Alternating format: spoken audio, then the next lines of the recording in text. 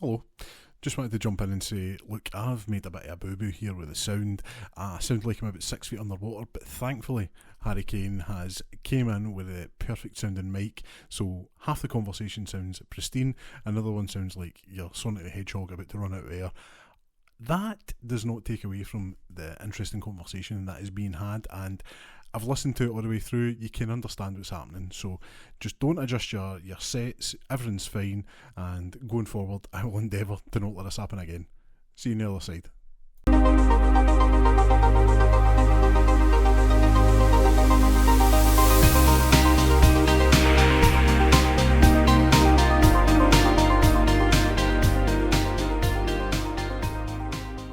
My name's Thomas Waddle. This is the Whisky Sour Hour, and we're joined by Harry Kane. How you doing, my man? You all right?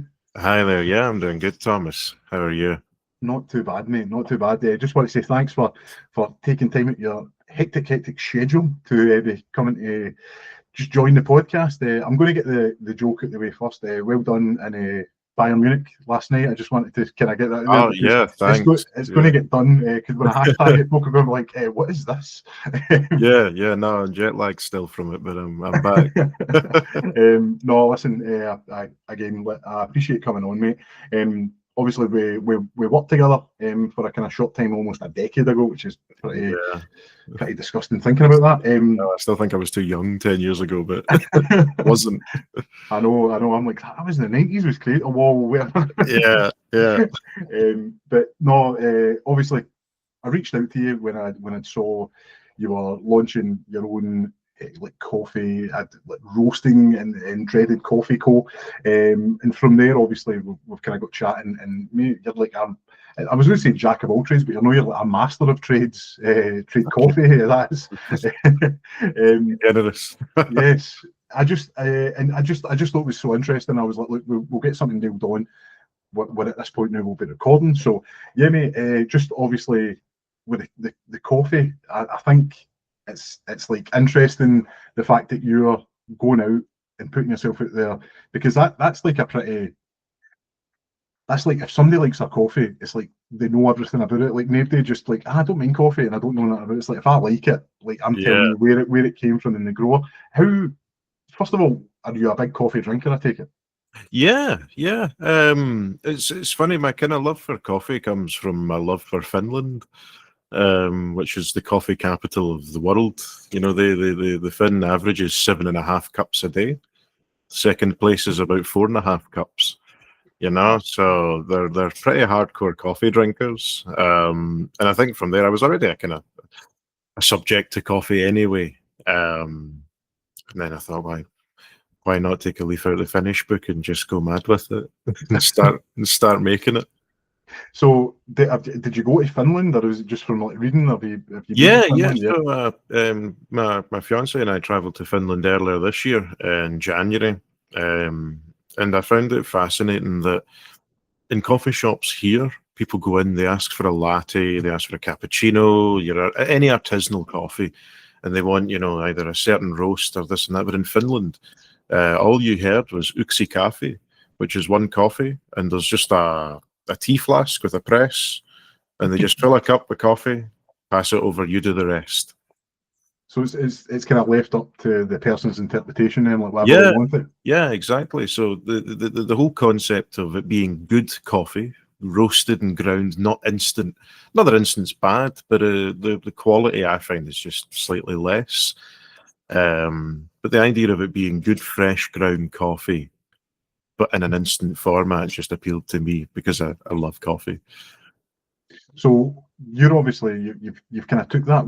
At what point do you think to yourself, you know what, I'm going to run with this and source and roast my own? Like how does that come about?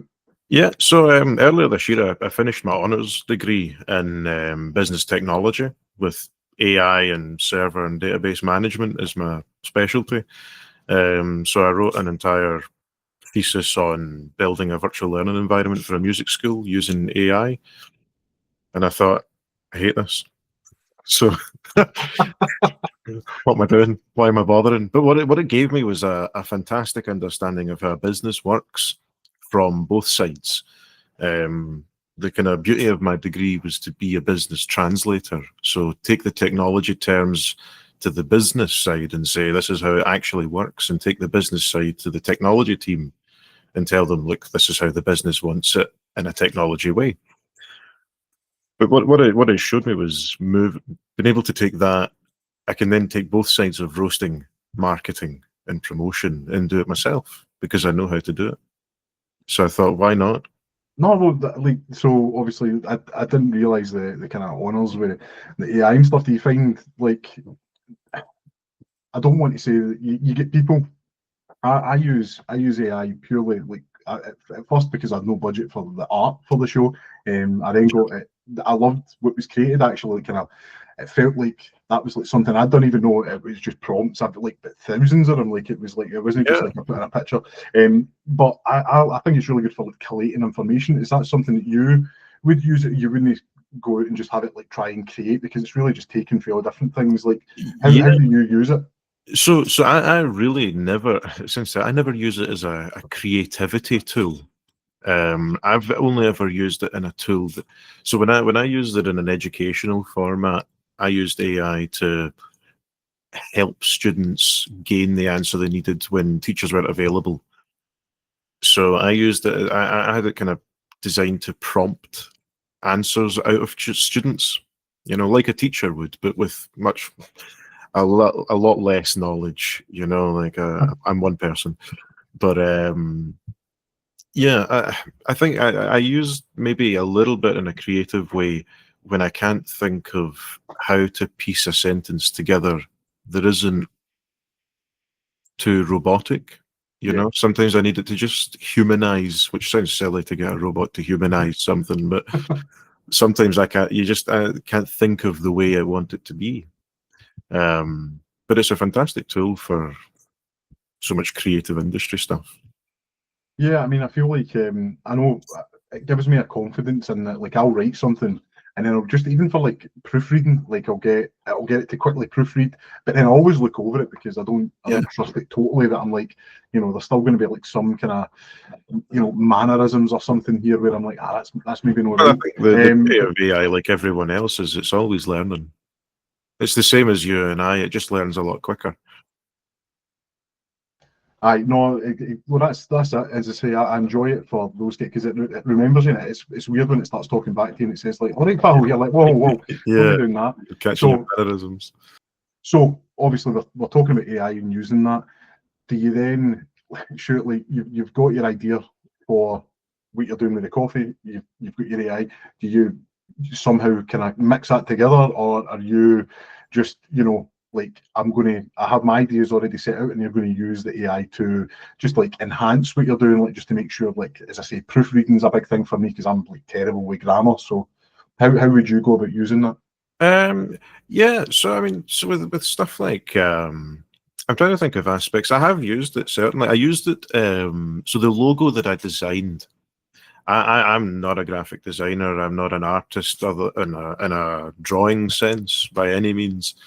So my logo is very simple. It's just a person drinking coffee with dreads, simply to represent me. But I found that there was a lot of sharp edges and color bleed and stuff. So I used AI to touch the image up and professionalize it in a way.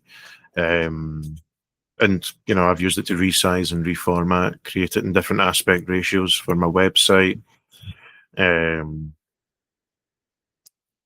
I used it to actually guide me on how to build a website because I have no idea on web development. I have a domain that I've bought, and there is a website that I've literally just got coming soon because I've just not had the time to sit down and really get into it. But again, using something like AI, where you're like, how would you set this up? And it's the fact that gives you a breakdown. And what's the difference between asking that and going on YouTube and watching a video? You know what I mean? I much prefer to read and have it in front of me because it's like yeah. I think the only difference between asking AI and asking YouTube is the environmental impact that AI has. Yeah. It's maybe about 5 liters of water per query. Yeah, well, it gets used to cool it, which can be, when you think of people, how to make a baked potato, things like that. But I think if you're using it in a larger format and to educate yourself in a way, then that's what it's there for. Have at it. No, so obviously the dreaded coffee company. Obviously we're on video here. I've known you for at least 10 years now, coming up 10 years. You had dreads when I met you. Yeah. Was that originally where you were going? Like, how did you come up with a name, or was it just one day you were looking in the mirror and were like, wait a minute, this makes sense? I think I actually came up with the initial concept for the business came up during COVID. So I had no intention of starting the business during COVID. I mean, that would have been impossible because it would have been a hands-on job meeting people when that was illegal, or essentially illegal, you know. But no, what it was I went to Tesco's one day to get some shopping, and I had the mask on as everyone else was, and I was standing in the queue, and I thought, this is great. Nobody can recognise me. And then I realised as everybody walked by and waved and shouted hello and spoke to me that my appearance of having much shorter dreadlocks at the time was already a standing focal point for me. So I thought maybe I should capitalise on the fact that I don't intend to cut my hair again. It's a bold choice, but it's a choice I had taken out of my hands. So I mean, that's absolutely well, yeah. I think it's taken out of my hands then. So yeah, I think I'm missing at least two that never came in the first place. No, but it is. It's like wee things like that. Like I find like you're talking about like COVID, and there was a lot of isolation during that time, and I find I do my best kind of. I don't want to say like creativity as in like I'm coming up with like music or anything, but certainly I come up with ideas when I'm walking the dogs, headphones in, and I'm in my own kind of like bubble, almost. So I can totally appreciate where that came from. Obviously, I made a mistake when we were talking. I was like, so you buying like local Scottish coffee? Like, what a moron. See, as soon as I said that, I was like, how did I unsend that? But you were right on it. You're like, no, like, don't be silly. Yeah. Wait, how? Obviously, you mentioned Finland. Did you look there, or I mean, do they grow like their own? Not that I'm aware of. It tends to be very warm climates. Well, that's what I was going to say, but then I was like, they've got like thermal, I'm sure, like power and stuff. stuff. Yeah, I'm sure they do grow in their own some spot way. But so was it you were just like, right, we're going to look, Caribbean, or were you just like? Yeah. So really, recently the price of like raw coffee or green coffee beans has been fluctuating massively. I don't really know the meaning behind it, so I don't want to make a false comment on it. But from a perspective of single origin, ordering in from a certain place, it's really at the moment just what's feasible for a sole trader. So although I have certain roasts designed and I have certain ways that I want to have them done, it might just be that at the moment I can only offer so much until the price of coffee kind of levels out a bit. Mm-hmm. But my initial kind of source for origin was I thought, well, I may as well go to the source of what people will associate my company with, and I'll buy some Jamaican grown beans because everybody will associate my company with dreadlocks, Jamaica, Rastafarian, reggae, all those above, which I'm not really much of them, to be honest. Well, just in a kind of side then, obviously knowing you always having the dreads, what was the origin of that then? Like, where did they come from? Was it just not wanting to wash your hair and thought, I'm going to capitalise on this? Oh, I definitely wash my hair. I think that's a massive misconception. Yeah, but no. I had one bad haircut. That was it? That was it. One bad haircut, and I decided I would never cut my hair again. And then about 5 years after that, I decided I don't want to brush my hair. I have very curly hair. I thought I'll just leave it to go the way it goes. And then I decided, well, I may as well just finish the dreads off now that they're 3/4 of the way there. Nice. I had a friend do too at the start. They're in here somewhere. They blur off. I was going to say, it looked like it was like offensive the way you put Yeah. But like they're at this stage now where they're way past my waist. I mean, is that heavy? Like how? Like yeah. It's funny. You're probably used to it now. Sometimes it can be sore. I think you get used to it like anything. But no, especially when you wash them, if you wash the full length of your hair, it's maybe triples the weight. So it's, and everywhere you go, you know where I've been because there's a trail of water behind me. So just that was for my own curiosity. So Yeah, that's all right. I'm sure everybody else will be wanting to know as well. Like, what is this?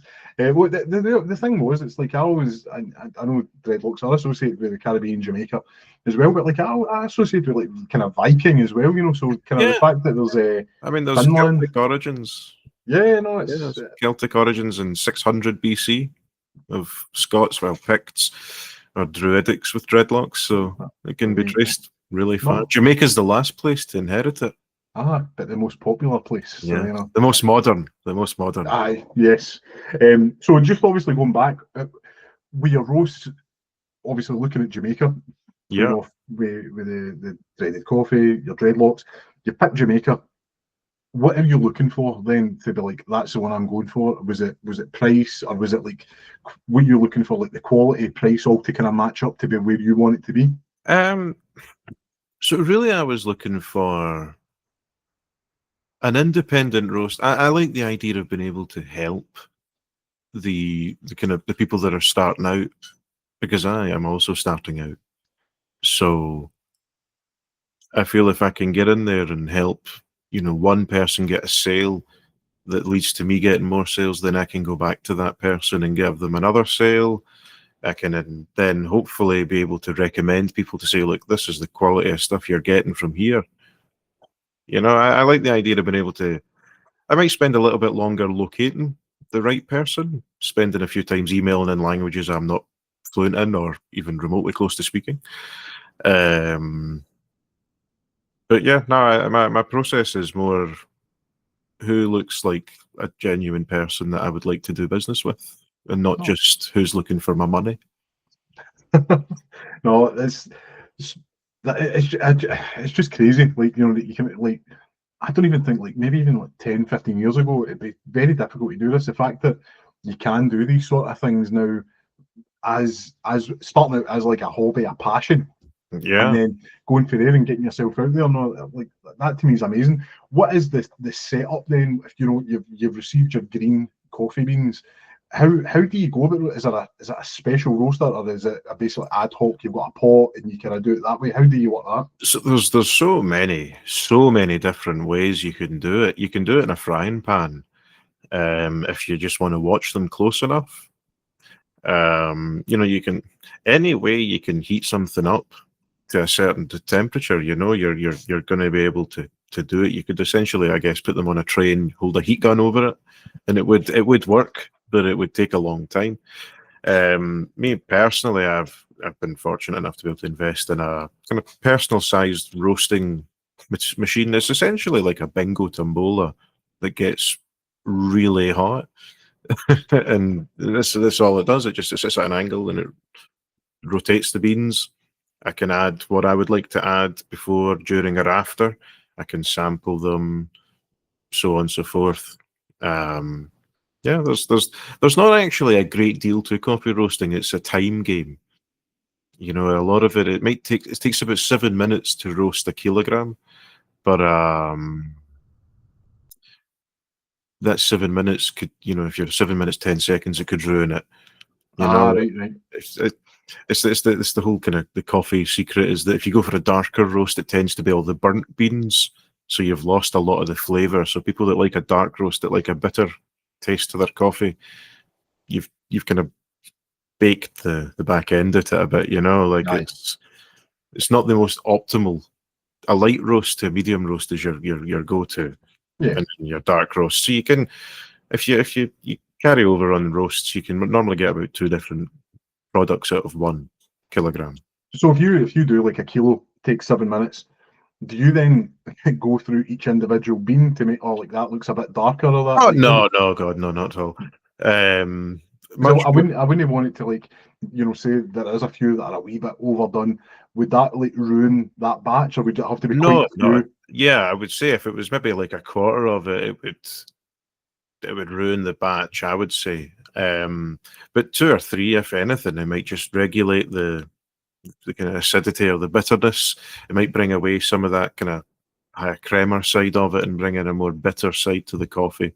But I myself am no, coffee expert. My knowledge on coffee is, as I'm going now, forever learning. So it could be that it does slightly more than I'm fully aware of, but it's going to be one of those things as I go along. Feedback and reviews will be my best friend or my worst enemy. No, of course. I mean, like, I think the best thing, for something like that, like, I've tried my hand at baking. I think I've realised I'm just not that guy, because I like to be quite kind of like, I don't like to say like adventurous, but yeah, I don't like to. Oh, you put The recipe's not enough. Aye, it's like I'm a cup guy. Give me a two and a half cups, and like my rice is my rice is amazing. Like, I make a raisin rice just because it's enough for the week. That's exactly what it is. But it's your cup. It's 1 cup of rice, 2 cups of water. Don't wash it. Don't look at it. Just put it in, and then when you start seeing the wee holes, you're getting there, and that's you. So I think the closest thing to bacon I do, and I'll be honest, it's savoury, is a Yorkshire pudding. I make a beast of a Yorkshire pudding, again, because it's so you can do what you want with it. As long as you're kind of in that ballpark, it'll take care of itself.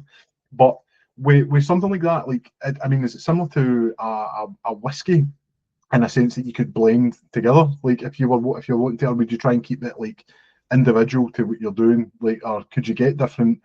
Obviously, you're saying light, medium, dark roasts. Is that something you would do, like with a single batch?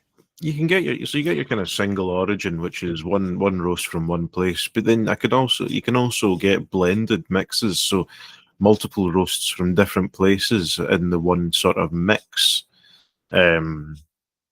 which again will give you a completely different amalgamation of flavors as you're drinking it. And again, as much as I will be able to brand them as with these flavors and these sort of notes, it's very much subject to your own taste as well.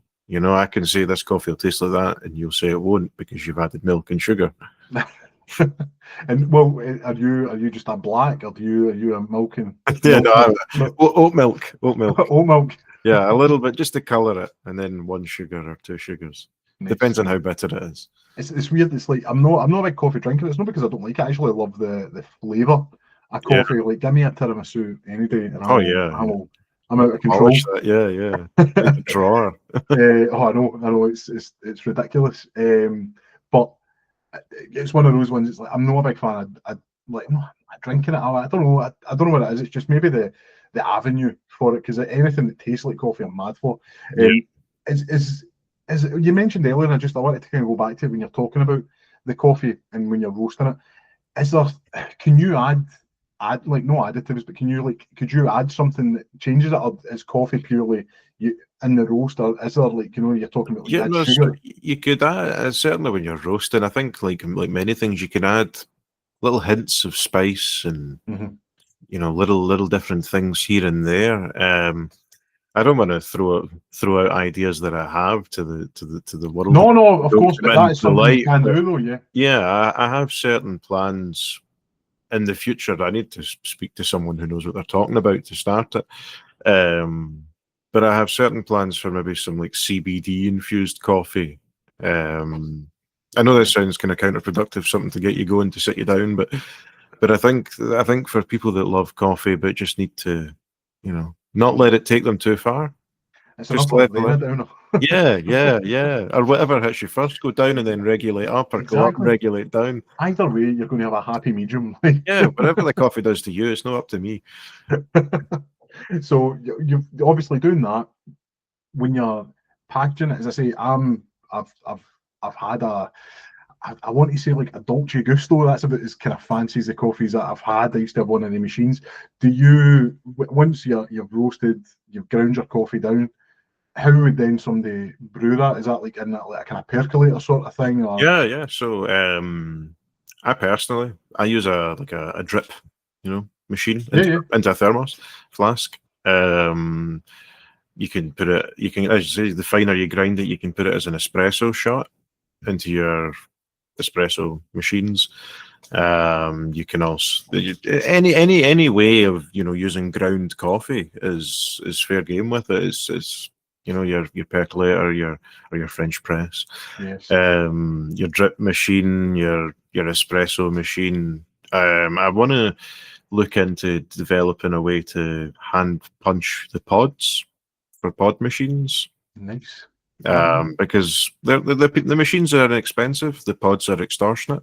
And let's be honest, the Starbucks ones are nasty. The Costa ones are nasty. They always end up watery and run through. They aren't the best. I think I'm trying to think of one I used to like. I want to say it was like an Americano or something like that. You know, it was. Again, I'm sure that I get while we're talking, you get connoisseurs of anything, and they would be turning their nose up at that. But as somebody who isn't a big coffee drinker, but will have it now and again, I quite enjoyed that. A grande, perhaps. So, so that's my kind of my aim, is to be able to offer that to people as well at a much more reasonable price than 10 for £20 or something. You know, that's absurd money. Yeah. No, I think as well, and clearly, like, the kind of passion's there for it, because at the end of the day, you know, like, we spoke and just the kind of price of coffee beans and that, but you don't want to, like, you don't want people paying through the nose for something that they love, because I always find you become to resent things like that, like, God forbid, you know, like, so, just anything you love, and then if they were to do that, you feel kind of slighted by it. So the fact that if you can then give a high quality product back to the people, and you're not going to pay through the nose for that, and you can taste the passion that's in it. Well, you know, brilliant. I think that the one thing that'll always go for my business is everything you take from me is by me, from start to finish. You know, there isn't anybody else involved. If there's an online order, I receive it. You know, if there's an order needing packaged, posted, delivered, it's me that does it. You know, there's no other involvement. So I like to think that everything will have a personal touch. So if you order two, they might not come the same. I'm one man. I ordered 2 kilo here. Like, you got 2 kilo, but one was 1.5 and the other one was 500. But it's just whatever bag I had left over. It's a co-op bag. Hey, it's got my logo on it now. No, listen, that's. I think it's dead cool. Like, you putting yourself out there and doing that is just cool. I love it. When will we be able to order? Is there a kind of timeline that you're looking at? With regards to online, the online ordering will definitely be the last thing to launch. Naturally, just because it's my least confident area of it is the actual having built the website and whether I'm happy with how it's going to be when I launch it. With regards to being able to purchase the coffee itself, I do intend to get, you know, some craft fairs, different stalls here and there. Naturally, there'll be availability to contact me just personally and order some to start off. And then once I'm fully confident with what I want to do with the website and direction, then I'll launch that hopefully around January time.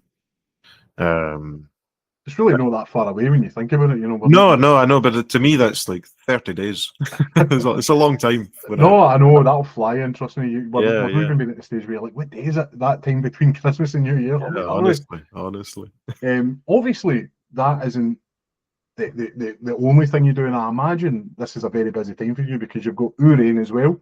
If you kind of want to just give us a kind of brief overview of that, because when we get talking, I think when we originally looked at plan, you were actually away playing at the Drovers Inn, the most haunted inn in Scotland, I believe. That was last Sunday, St Andrew's Day. 2 Sundays ago. Sorry.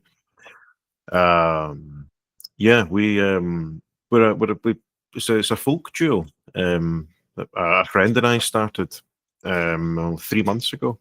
I was very fortunate that I met a new friend at the start of the year, and he has a passion for music, and I have a passion for music.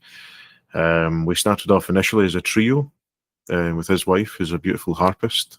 But unfortunately, she isn't very well at the moment, or wasn't very well, and we couldn't continue with her.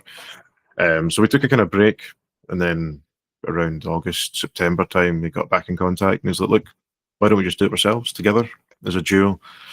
So that's what we do. We're a Scottish folk duo. We only play Scottish music. If anyone's familiar with the Corries, Yeah, no. stuff like the Corries, Old Blind Dogs, Doogie McLean, all stuff like that. Not so much your traditional tunes, but more Scottish songs that maybe people would say are leaning towards Scotland more than other places. But So obviously, like I'm going to you're playing guitar. What's the other instrument that's involved here? Or is there a few? Because yeah. So I play a few instruments with the group. So the other man in the group, Jim, he's a beautiful singer, guitarist, and he's also a piper in the group. I myself, I play guitar, mandolin, the Irish bouzouki. We intend to include the hurdy-gurdy, which is a medieval stringed instrument. We also have the Irish bowrin, which is a drum. I'm trying to think what else I play. The banjo. You're showing off now. I respect it. Like you're good at it. Like Thank you. let's do it. So how like I take it when you're doing your songs, you're not just like do you swap instruments mid song, or is it quite? Yeah, there's some we do. We haven't performed them live yet. They're quite intricate, to be honest. But there's some we do where I start off playing the gurdy, using all the drones and different melody strings, with a looper pedal. Then I loop the drones and all that, and then I bring in the Irish bouzouki and add some more with it on there, whilst Jim's playing guitar and singing or saying some Scottish verses over the top. We layer maybe 3 or 4 instruments and different stuff like that. We do a lot of a cappella songs, maybe some comedy songs. But yeah, no, I would say in an average gig at the moment, there's about 4 or 5 instruments going on between 2 people. That again, just that's just brilliant. The fact that you went out there. How does one how does one learn the hurdy-gurdy? Like, I don't imagine there's many classes for that. Is that self-taught? Yeah, surprisingly, there's a massive community online. Oddly enough, there's a community online for everything. But yeah, no, there's a. I don't personally learn much from people. I'm very much. It sounds really like self-centered or anything, but I only really teach myself, mainly because I'm a guitarist by nature. I don't ever claim to be a mandolin player or a bouzouki player or a hurdy-gurdy player. I just can play or write tunes on these instruments for what I need. So when I play stuff like the mandolin, we do a song called Leezy Lindsay, which is an old Scottish song done by the Corries, and I just simply play the tune to that song. But I never bothered to go and learn the tune. I just learned it the way we sing it. So Jim started singing it. I found where his voice is on the mandolin, and we go from there. So a lot of my instruments, people that are professionals at these instruments would look at me and go, you don't know what you're talking about. That's it. The hurdy-gurdy society is up in arms. Oh yeah, absolutely. Yeah, I'm very fortunate. I'm probably the only man in Paisley that owns one, but also 2 hurdy-gurdies. But yeah, they're fascinating instruments. And what was it? I was going to say the bosun. What was it? Irish what? Sorry, what was that? The bowrin. Bowrin. Which is a drum, or the bouzouki. So like, and is that like pipe based? The bouzouki, is it? No, it's a stringed instrument. Oh right, okay. So are they all kind of similar, guitar-y, that kind of? Like, yeah. They all have strings on them. The hurdy-gurdy is more like a violin and a piano mixed together. Oh right, okay. So you turn a wheel, and press piano-like keys on top. In all my time, like my 33 years on this planet, the only hurdy-gurdy I ever knew was a PlayStation 2 game called it. Oh yeah. It's like, what is this? So no, that is unreal. I'm pretty sure that if you put your mind to it, you could maybe even do a loop with the sounds of it. Yeah, I would love to get one. But no, so is there many gigs coming up? Have you anything? So we actually just done our last one of the year on Saturday there in the Bay Inn in Bowling, just outside Dumbarton. Oh, lovely! I mean, we walked the dogs there, the bow line at the kind of Yeah. shops at the quay. It's beautiful. It's very good. I wish it would continue into kind of Clydebank and that, but it's lovely. So how did that go? Yeah, it was fantastic. We done a lovely afternoon gig of 3 till 6 o'clock. Wow. And there must have been maybe 75, 80 people coming through the place. It was a fantastic afternoon. I think we get through about 30 songs just playing, and then there's always an encore of some description. You get more than your 3 hours worth. Oh, that's amazing. 3 hours, that is. I don't think I've ever been to a gig that long. Foo Fighters was like 2.5, and I mean that was amazing. So the fact that, I mean, like 3 hours is that's a lot. I mean, you must be quite exhausted after that, surely. I mean, especially chopping and changing instruments and stuff. Mentally, you must be drained. Yeah, I think the hardest part is I don't tend to read. I can't read music, so I don't tend to ever read much sheet music or even lyrics with chords above them. It's more just I'll remember them as I go, and a lot of the stuff I'm just writing as we play. So a lot of the stuff we record, if we record any videos live and I do a solo, I could never replicate it because I just write as I go. And then I remember, like, obviously doing music a little bit in school. I mean, quavers, treble clefs, that kind of stuff. But it was always like kind of gobbledygook to me, and I always thought I was like, maybe I'm just not getting it. But then I think it was a teacher at the time was like, I think Paul McCartney can't read it, and he's doing all right. Yeah. So it's like, no, that's it's if you can go for your ear, that's amazing. I just think that's brilliant. So you've done. It was the Bay Inn, did you say? Bay Inn, yeah. Bay Inn. Last one of the year, is there anything booked for kind of January then? If people are not at the moment, no. We're going to take a break over January and let us arrange a lot more stuff, more or less, so we can come out and start setting up concerts for people that are interested in seeing, Scottish music revived in an old sense. We're not similar to bands like Skipnish or the Battersea Boys or anything, modern. We don't have that. It's more of a old sit down by the fire, Aaron Cardigans, a whiskey in one hand and a chaser in the other. Like, I was actually, it's no Scottish at all, but when you were describing that there, my mind went to, I don't know if anybody's watched it because it's a wee bit old now, but I was thinking it was like the old Greg episode of The Mighty Bush when they're singing Scarborough Fair. Yeah. No, obviously that's that's the sort of thing we're going for, is the people that loved the music back then that miss it now.